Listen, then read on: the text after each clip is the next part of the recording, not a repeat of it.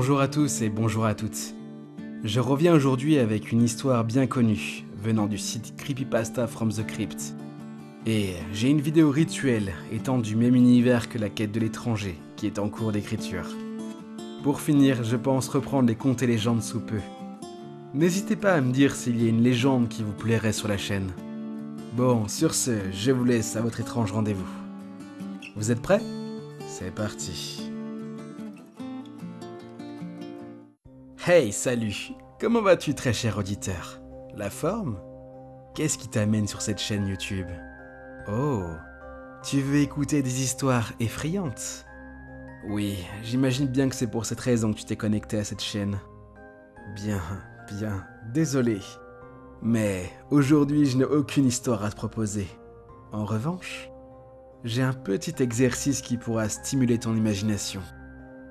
Tu as déjà créé un personnage de jeu vidéo, j'imagine. Tu as personnalisé son corps, ses vêtements, son nom, etc. C'est l'un des passages que je préfère. Il faut avoir de l'imagination pour ne pas créer un personnage qui soit trop ressemblant à un autre. Ce que je te propose aujourd'hui, c'est de créer un monstre de légende urbaine. Je vais t'aider à bien te l'imaginer, en te montrant les bases de la création.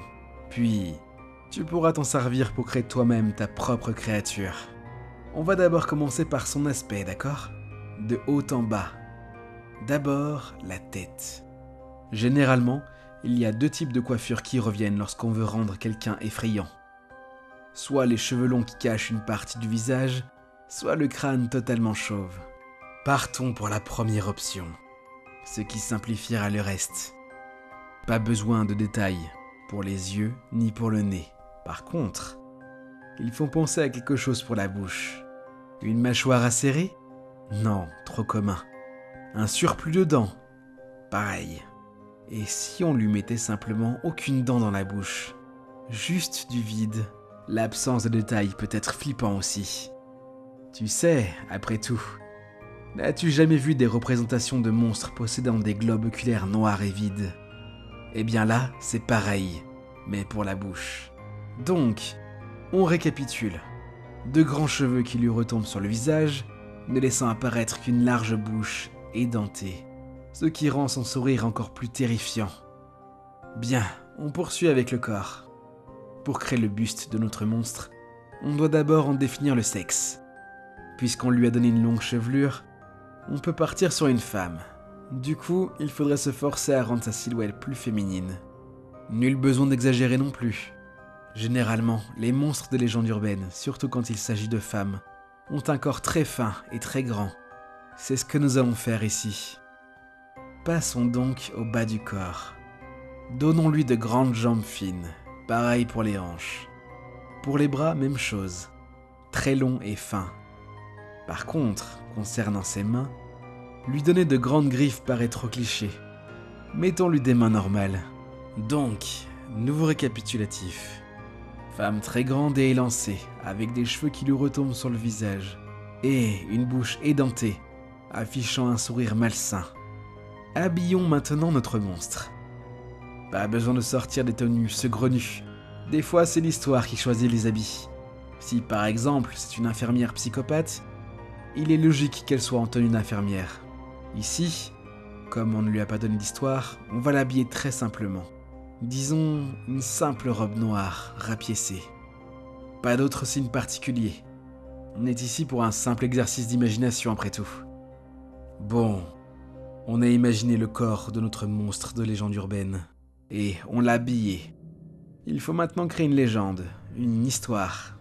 Ce qui marche en ce moment, c'est tout ce qui touche aux nouvelles technologies. C'est la meilleure façon d'appeler l'auditeur. On va donc essayer de passer par cette voie-là. Comme je l'ai dit, il faut happer l'auditeur. Quoi de mieux que de tenter cela au travers d'une activité qu'il exerce, très souvent. À savoir, regarder des vidéos sur internet. Et si notre monstre apparaissait dans certaines de celles-ci ? Du genre, la victime regarde le dernier let's play de Squeezie et, d'un coup, paf ! Notre monstre lui apparaît à l'écran, affichant son superbe sourire édenté. Ça peut faire son effet, non ? Bon, c'est bien beau, mais après, il faut qu'il y ait une suite à cette apparition. La victime se suicide ? Non, trop cliché. Elle meurt dans les 7 jours suivants. Non, ça a déjà été fait. Alors quoi? Et si notre monstre forçait la victime à devenir comme elle? Je veux dire, et si le fait de voir le monstre à l'écran force l'internaute à s'arracher toutes les dents? Ouais, c'est pas mal ça. C'est assez raccord avec notre créature. Du coup, on a pratiquement fini. On a notre monstre et son histoire. Il lui manque un nom. Les noms américains sont assez courants pour ces personnages. Disons... Betty? Passons donc à la phase finale. On va essayer de se l'imaginer.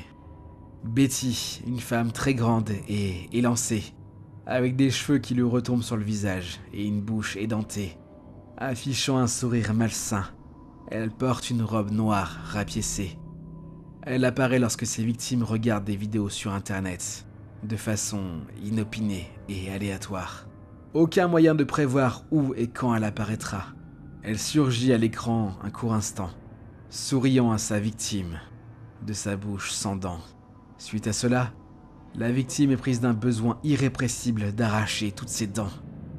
Et ce, par n'importe quel moyen. Pince, couteau, marteau, tenaille. Voici donc la légende de Betty l'édentée. C'est le moment de forcer ton imagination. Réécoute sa description. Essaie de t'imaginer Betty, de la faire apparaître dans ta tête. Imagine son long corps et sa tête chevelue. Imagine son sourire édenté. Visualise bien tout ça dans ta tête. Mets-la en situation. Imagine-la apparaître à un internaute innocent qui regarde tranquillement une vidéo dans sa chambre. Imagine ce même internaute se retirer les dents une par une. Imagine-le se tordre de douleur sans rien pouvoir faire pour arrêter cette folie. Fais-le plusieurs fois. C'est un exercice d'imagination. Il faut le faire de façon sérieuse. Sinon, cela ne sert à rien. C'est bon? Tu as parfaitement l'image de Betty en tête? Félicitations. Tu as participé à la création du premier Tulpa de cette chaîne. Sois-en fier. Désolé de t'avoir manipulé de la sorte. Mais j'ai toujours rêvé de créer mon propre Tulpa. Tu ne sais pas ce que c'est? Eh bien, tu dois être nouveau par ici, non? Disons qu'un Tulpa est matérialisé par l'imagination collective. Si un grand groupe d'individus pense simultanément très fort à quelque chose, il devient réel. Vous avez donc contribué, toi et les autres auditeurs, à rendre vivante ma petite Betty. N'est-ce pas formidable? Merci encore. Je te laisse. J'ai plein d'autres projets en cours. Porte-toi bien.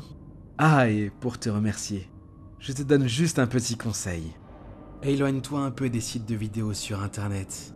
Enfin, si tu tiens à tes dents. Ainsi s'achève cette vidéo. J'espère que créer un Tulpa en ma compagnie vous aura plu. Je profite de l'outro pour remercier encore tous ceux qui partagent mes vidéos, qui les commentent et qui like, ainsi que ceux qui vont faire un tour sur mon Utip. C'est super important ce que vous faites, merci à tous. Avant d'annoncer quels sont les 3 mots du jour, je réexplique juste ce que c'est aux nouveaux arrivants. Alors, ce sont 3 mots qui changent à chaque vidéo. Le but du jeu, c'est de prendre ces fameux 3 mots et en faire une phrase cohérente. Et bien sûr, me la placer en plus de votre commentaire. Voilà, alors, maintenant que tout le monde est à jour, les voici. Ils sont compte, travail et manchot.